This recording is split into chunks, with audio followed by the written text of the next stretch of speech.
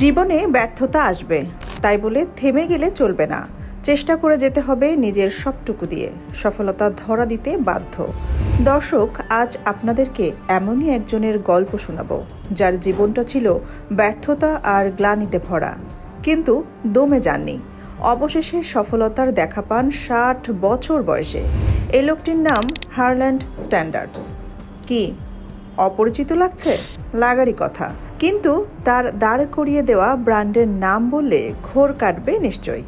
Fried chicken জাতীয় খাবারের জন্য সবচেয়ে নির্ভরযোগ্য প্রতিষ্ঠান ভাবা হয় যে KFC-কে, সেটির প্রতিষ্ঠাতা হারল্যান্ড স্ট্যান্ডার্স। বিশ্বের আনাচে কানাচে ছড়িয়ে থাকা এই রেস্তোরাঁর চেইনের গল্প বলবো আমরা, সঙ্গে থাকুন। কে এই হারল্যান্ড স্ট্যান্ডার্স? তার পুরো নাম কর্নেল হারল্যান্ড ডেভিড স্ট্যান্ডার্স।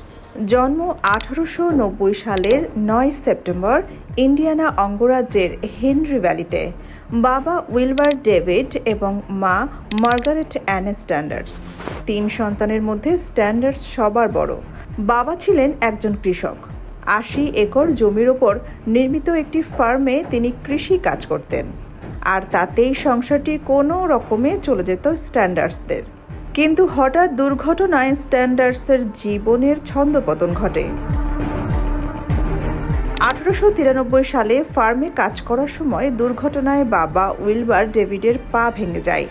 দুর্ঘটনার 2 বছর পর যখন স্ট্যান্ডার্সের বয়স মাত্র 5 বছর, তখন বাবা উইলবার ডেভিড মারা যান। বাবার মৃত্যুর পর মা মার্গারেট অ্যানে 1902 সালে আবার বিয়ে করেন। সৎ বাবার পরিবার ভালো লাগতো না স্ট্যান্ডার্সের। মায়ের দ্বিতীয় বিয়ের পর স্ট্যান্ডার্স ও তাদের পরিবার ইন্ডিয়ানার গ্রিনউডে চলে আসেন। দরিদ্র পরিবারের সন্তান বলে অর্থভাবে মাত্র 13 বছর বয়সে ঘর ছাড়েন। স্কুল থেকে ঝরে পড়েন তারও আগে। শুরু করেন খামারে কৃষিকাজ। কিন্তু কিশোর বয়সে স্ট্যান্ডার্সের কৃষিকাজ ভালো লাগতো না। এরপর ইন্ডিয়ানা পুলিশের ঘোড়ার গাড়ি রং করার চাকরি নেন। এটাও ছেড়ে 14 বছর বয়সে আবারও খামারে ক্ষেত মজুরের কাজ শুরু করেন। এরপর 1906 সালে ইন্ডিয়ানার নিউ অ্যালবানিতে গাড়ির কন্ডাক্টরের চাকরি করেন। মাত্র বছরখানেক করেছিলেন সেই চাকরি। এরপর কামারশালায় লোহা পেটানোর কাজ নেন, কিন্তু এখানেও মন টিকে না স্ট্যান্ডার্সের। এবার কয়লা চালিত ট্রেনের ছাইয়ে টাঙ্কি পরিষ্কারের কাজ শুরু করেন। 16 বছর বয়সে কাজ পান স্টেশনের ফায়ারম্যানের। একসময় নর্থফোক ও ওয়েস্টার্ন রেল স্টেশনে দিনমজুরের কাজও করেন স্ট্যান্ডার্স। কর্নেল স্ট্যান্ডার্স এক জায়গায় বেশি দিন কাজ করতে পারতেন না। 2 বছর পর আবার তিনি ফিরে যান ইলিনয় সেন্ট্রাল রেল রোডে। শুরু করেন ফায়ারম্যানের কাজ। 17 বছরের মাথায় মোট 4 বার চাকরি হারিয়েছিলেন স্ট্যান্ডার্স। এরপর এক্সটেনশন ইউনিভার্সিটিতে আইন নিয়ে পড়াশোনা শুরু করেন। পড়াশোনার পাঠ চুকিয়ে লিটল রক নামের প্রতিষ্ঠানের বছর 3 প্রশিক্ষণ শেষে অর্থ উপার্জন শুরু করেন। এখানেও তার বাধার শেষ ছিল না। মাথা গরম প্রকৃতির স্ট্যান্ডার্স ক্লায়েন্টের সঙ্গে আদালত পাড়ায় ঝগড়া করেই আইন পেশার সমাপ্তি ঘটান। অর্থাভাবে কিছুদিন পর নিজে আইন পেশাকে বিদায় জানান। আইন পেশা থেকে ফিরে পেনসিলভানিয়ায় চাকরি নেন রেল স্টেশনে। এখানেও খুব বেশি দিন না থেকে 1916 সালের দিকে পরিবার নিয়ে জেফারসনভাইলে চলে আসেন এবং বীমা কোম্পানিতে চাকরি শুরু করেন। স্ট্যান্ডার্স কোথাও স্থায়ী হতে পারতেন না, কারণ তিনি ছিলেন রাগী প্রকৃতির। তাই বীমার চাকরি হারিয়ে সেলসম্যানের কাজ করেছেন স্টোর ক্লার্কেরও কাজ। 1918 সালে 18 বছর বয়সে বিয়ের পিঁড়িতে বসেন এবং 19 বছর বয়সেই বাবা হন তিনি। কিন্তু 20 বছর বয়সে তার স্ত্রী তাকে ফেলে রেখে কন্যা সন্তানটিকে সঙ্গে নিয়ে চলে যান। 1920 সালে তিনি নৌকার কোম্পানি প্রতিষ্ঠা করেন। স্ট্যান্ডার্স এখানে ডিঙি নৌকা তৈরি করে তা বিক্রি করতেন। একসময় কোম্পানির ভবিষ্যৎ আরও বড় পরিসরে করার জন্য কোম্পানির নামে শেয়ারও চালু করেন, যার বেশিরভাগ মালিক ছিলেন স্ট্যান্ডার্স নিজেই, এবং পরবর্তীতে স্ট্যান্ডার্স নিজেই কোম্পানির সচিব নির্বাচিত হন। এটাই ছিল ক্যারিয়ারের প্রথম সফলতা। 1922 সালে ইন্ডিয়ানার কলম্বাসে চেম্বার অব কমার্স নামের একটি কোম্পানিতে সচিবের চাকরি নেন। সেই চাকরিটিও ভালো না লাগায় একসময় চাকরি ছেড়ে দেন। শুধু তাই নয়, তার ডিঙি নৌকার কোম্পানিটিও $32,000 বিক্রি করে দেন, যার বর্তমান বাজার মূল্য $3,09,000। সেই অর্থ দিয়ে হাইড্রোকার্বন গ্যাসের বাতি উৎপাদনকারী কোম্পানি চালু করেন। আর বৈদ্যুতিক বাতির কোম্পানিটিও বেশি দিন টেকেনি। কর্নেল স্ট্যান্ডার্স বৈদ্যুতিক বাতির ব্যবসায় ক্ষতির সম্মুখীন হন। নানা ব্যর্থতার বেড়াজাল পেরিয়ে স্ট্যান্ডার্স কেন্টাকির উইনচেস্টারে চলে আসেন।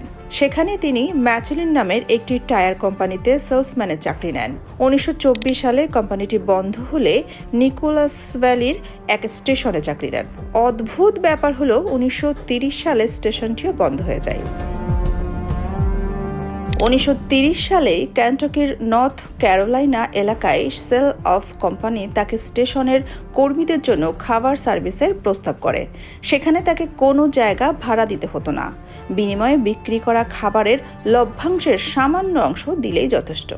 সেখানে ফ্রাইড চিকেন সহ বিভিন্ন ফাস্টফুড সার্ভিস দিতেন স্ট্যান্ডার্সের খাবারের সুনাম ছড়িয়ে পড়ে কেন্টাকির অলি গলিতে। 1939 সালে নর্থ ক্যারোলাইনার অ্যাসেভালিতে মোটেল নিয়ে ব্যবসা শুরু করলেও এখানে বাধা পান, তবুও স্ট্যান্ডার্স পিছু পা হন না। 1940 সালে 140 আসনের রেস্টুরেন্ট খুলে স্পেশাল ফ্রাইড চিকেন বিক্রি শুরু করেন। নতুন স্বাদের চিকেন জনপ্রিয়তা পেতে শুরু করে। 1952 সালে স্ট্যান্ডার্স চিকেন ফ্রাই ধারণাটিকে আয়ের উৎসে পরিণত করার পর থেকে কেন্টাকি ফ্রাইড চিকেন বিশ্বের প্রথম বড় ফ্রাইড চিকেন কোম্পানি হয়ে ওঠে। প্রাচীন রেস্তোরাঁটি আজকের KFC, যার রয়েছে 600টি শাখা। 1970 সালে স্ট্যান্ডার্স আমেরিকান কোম্পানির কাছে রেস্তোরাঁটি $2 মিলিয়ন বিক্রি করেন। 1980 সালে 90 বছর বয়সে জীবনে ব্যর্থতার পর সফলতা নিয়ে স্ট্যান্ডার্স পরলোক গমন করেন। কেন্টাকির বাসিন্দা না হলে এমন ভুল করাটাই স্বাভাবিক। যেমন অনেকেই মনে করেন কর্নেল স্ট্যান্ডার্স নিশ্চয়ই কোনো এক সময় মিলিটারি দলের কর্তা ছিলেন।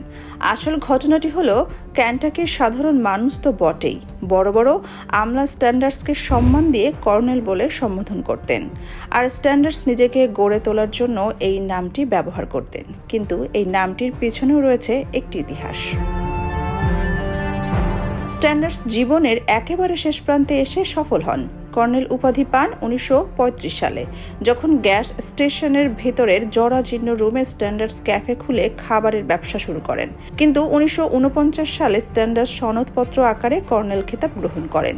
এই বিশেষ সম্মাননা প্রদান করেন কেন্টাকির তৎকালীন গভর্নর। 1950 সালে স্ট্যান্ডার্স নিজেকে সবার সামনে সভ্য এবং কেন্টাকির কর্নেল হিসেবে উপস্থাপন করা শুরু করলেন। সাদা দাড়ি, স্ট্রিং টাই এবং সাদা ওয়েস্ট কোটে নিজেকে অনন্য মানুষ হিসেবে সবার সামনে উপস্থাপন করতেন স্ট্যান্ডার্স। আর ব্যবসায়ের সফলতা সারা বিশ্বে এর ব্যাপ্তির কারণে কর্নেল নামটি সবার মুখে মুখে, যা স্ট্যান্ডার্সকে শেষ বয়সে করেছে সম্মানিত। সোনিয়া খান, খবর সংযোগ।